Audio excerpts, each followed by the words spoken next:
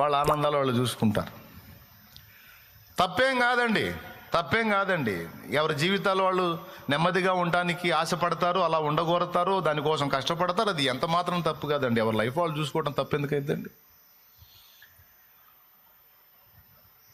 తప్పేమాత్రం కాదండి. అయితే తన వాళ్ళకు కూడా ఉపకారంగా మారినప్పుడు అది దేవుడు మెచ్చే కార్యం, అది ఒక ధన్యత. తనకు తాను సుఖపడితే తప్పు కాదు, కానీ తన వాళ్ళను కూడా కాస్త నెమ్మదిలోనికి నడిపించే విధంగా ఏదన్నా మనం చేయగలిగితే అది ఇంకా గొప్ప ధన్యత, అది దీవెన, అది దేవుడు మెచ్చే కార్యం. నేను నా ఆత్మీయ బిడ్డలందరికీ ఎప్పుడు చెప్తుంటాను, మళ్ళీ ఒక్కసారి గుర్తు చేస్తాను.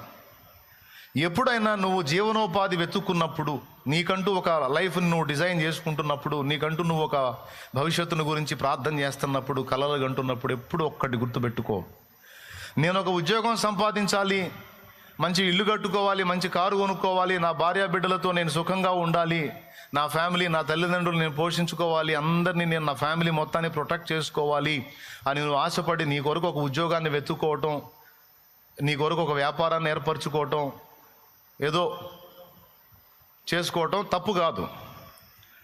కానీ ఎప్పుడు మన హృదయంలో ఒక దేవుని సంబంధంగా మన హృదయంలో ఎప్పుడు ఏముండాలంటే, నేను కేవలం నేను ఒక్కడనే నా మట్టుకు నేను నా కుటుంబం కొరకు ఉద్యోగం చేయటం కాదు, నేను 10 మందికి ఉద్యోగం ఇచ్చేటట్టుగా నేను అడుగులు వేయాలి అని ఆలోచన చేయి.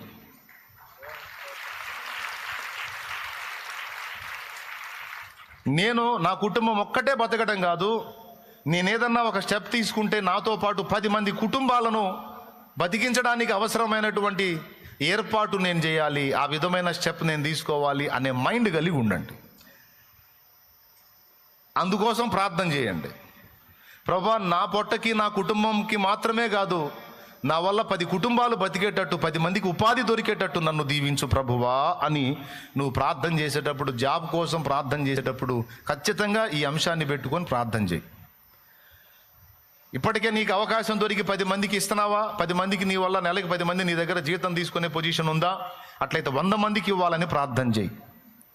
ఇప్పటికే 100 మంది నీ దగ్గర జీతం తీసుకుంటున్నారా? అట్లయితే ప్రభు 500 మందికి జీతం ఇచ్చేంత స్థాయి నాకు ఈ ప్రభువా అని ప్రార్థన చేయి.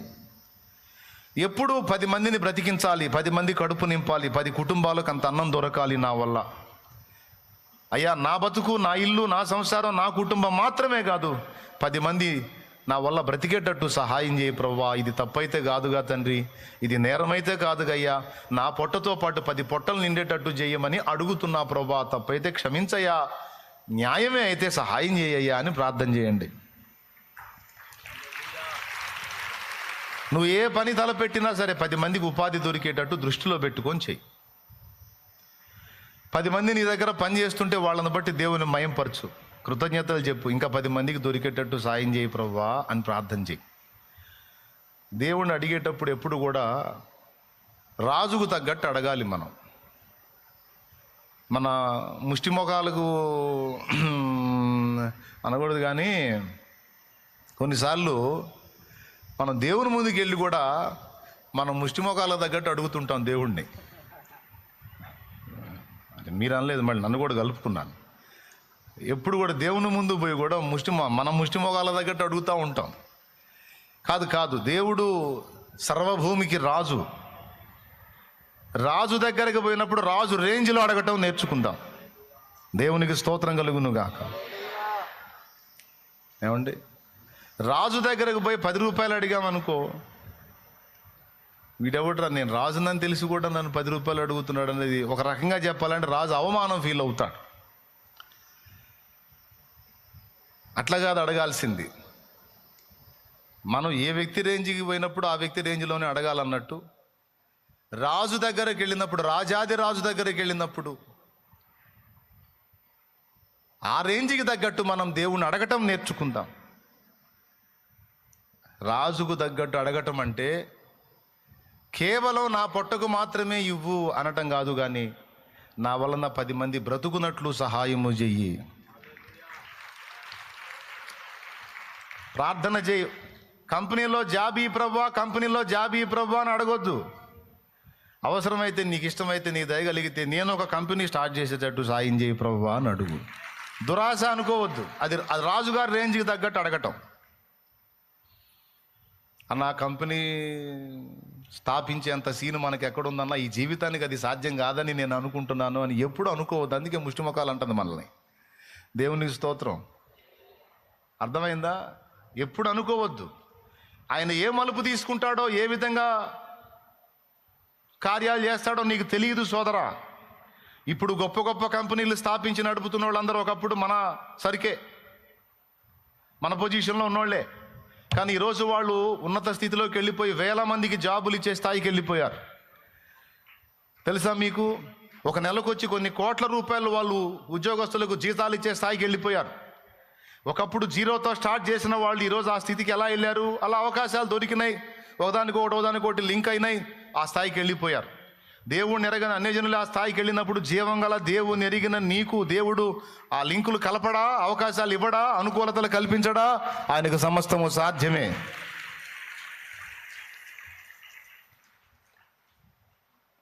డౌటే లేదు అందులో. రాజాది రాజు ముందుకెళ్ళినప్పుడు ఆయన రేంజ్లో నువ్వు అడుగు. అరే ఏందిరా నీకంత దురాశ అని అడగడు, నిన్ను ప్రశ్నించడు. ఎందుకంటే నీ ఇంటెన్షన్ ఏందో చూస్తాడు ఆయన. నువ్వు లోపల ఏమనుకుంటున్నావో, నీ లోపలే ఆలోచనలు ఏంటో, ఏ ఉద్దేశంతో నువ్వు అడుగుతున్నావో చూస్తాడు ఆయన. దాన్ని బట్టి నిన్ను గౌరవిస్తాడు, నీకు సాయం చేస్తాడు. హృదయంలో అయితే ఎప్పుడు ఉండాల్సినటువంటి ఆశ, నేనొక్కడిని తిని నా కుటుంబం నేను మాత్రమే కడుపు నింపుకోవటం కాదు, నేను చేసే కార్యం వల్ల 10 మందికి అన్నం దొరకాలి, 10 మందికి అన్నం దొరకాలి, 10 మంది కడుపులు నింపబడాలి, 10 కుటుంబాలు బాగుపడాలి, 10 మంది పచ్చగా ఉండాలి, 10 కుటుంబాలు పండగ చేసుకోవాలి. కాబట్టి కంపెనీలో జాబ్, కొంతమంది కంపెనీలో జాబ్ దొరకలేదని ఏడుస్తూ కూర్చుంటారు. వెర్రిముఖం. అది కాదు అసలు నీ ప్రార్థన. నా తండ్రి నీకు ఇష్టమైతే ఒక కంపెనీ నేను మొదలు పెట్టేటట్టు సహాయము చేయి, నా నుండి ఒక కంపెనీయే స్టార్ట్ అయ్యేటట్టు సహాయం చేయి. అది కొంచెంగా ప్రారంభం అవ్వచ్చు, అది విస్తారం అవ్వచ్చు, దేవుడి చిత్తం.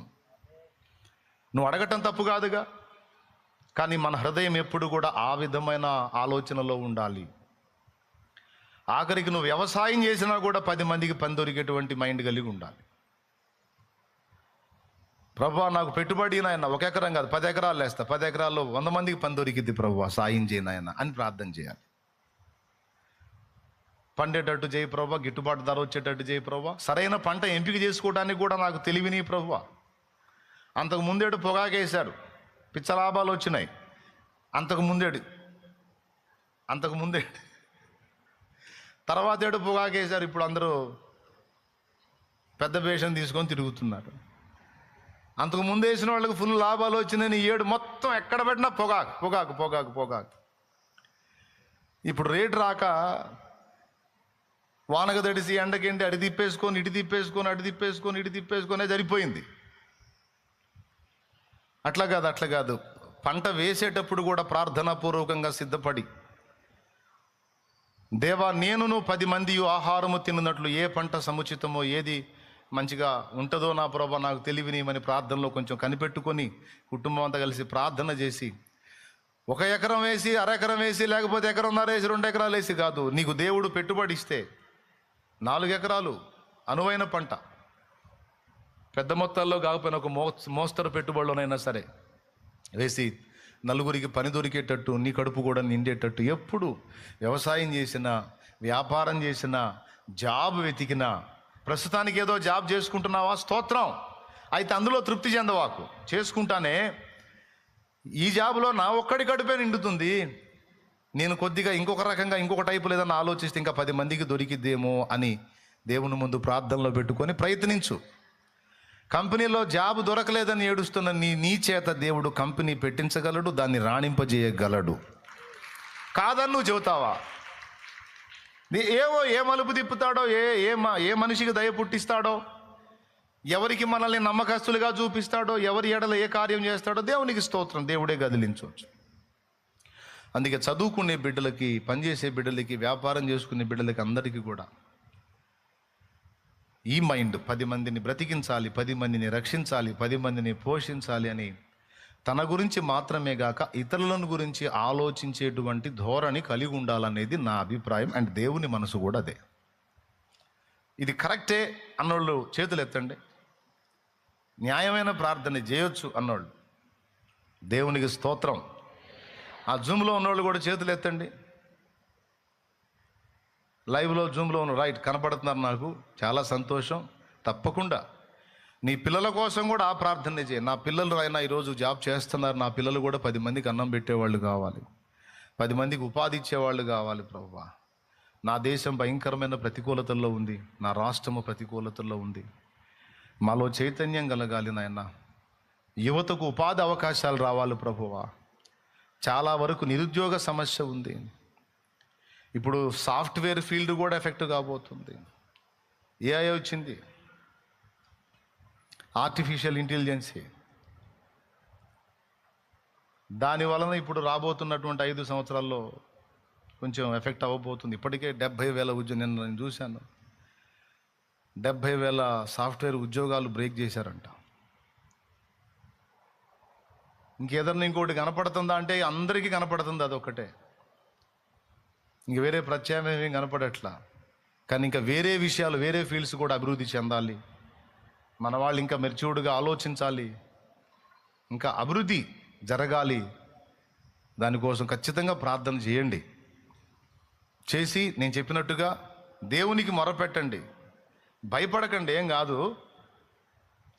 ఇప్పుడు ఏమో 5 ఏళ్లలో ఇంకో మలుపు దేవుడు తిప్పొచ్చు, ఏదో కార్యం చేయొచ్చు. టెన్షన్ పడకండి. టోటల్గా మీ అందరికీ చెప్పొచ్చేది ఏంటంటే, మనందరి హృదయాలలో నేను 10 మందికి పని కల్పించే విధంగా తయారు కావాలనే ధోరణి అయితే మంచిది. అసలు క్రైస్తవుడు అనేవాడికి కలిగి ఉండాల్సిన ధోరణే అది. నేనొక్కడనే రక్షింపబట్టం కాదు, 10 మందిని రక్షణలోనికి నడిపించాలి అనేది మన నినాదం కదా.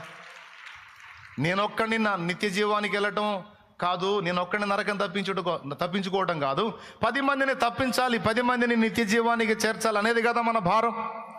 అందుకోసం మనం ప్రార్థన చేస్తాం, అందుకోసం మనం కన్నీరు విడుస్తాం, అందుకోసం మనం సువార్త పత్రికలు పంచుతాం, అన్నీ చేస్తాం.